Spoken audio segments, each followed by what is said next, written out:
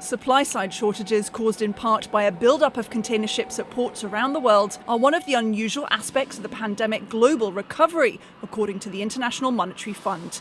The IMF published its World Economic Outlook on Tuesday, highlighting global inequities due in part to access to COVID-19 vaccines. It detailed how supply issues continue to create uncertainty. What we're seeing is supply-demand mismatches that have lasted a long time because the pandemic has also lasted a long time. So while we've seen a rebound in demand, supply hasn't been able to rebound as fast, and that combination has led to high levels of inflation. We've seen that in commodity prices, but we're also seeing that in supply chain breakdowns.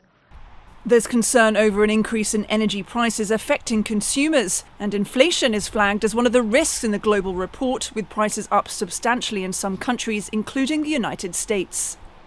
While meetings continue, the executive board of the IMF has expressed full confidence in Managing Director Kristalina Georgieva after a report that she manipulated data to appease China while at the World Bank.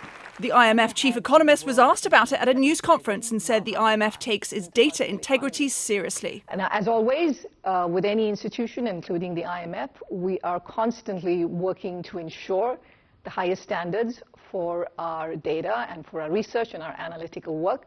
And as a part of that, we have ongoing reviews all the time, and we will continue to do so. US Treasury Secretary Janet Yellen spoke with Georgieva on Monday and said the World Bank investigation raised legitimate questions and concerns, even though there's no basis for a change of leadership. So the IMF's Managing Director Georgieva keeps her leadership position, creating some stability for the institution. But the global pandemic continues to create uncertainty. The IMF is warning central banks to keep stimulus measures and to act quickly if inflation continues to rise. Caroline Malone, CGTN, Washington.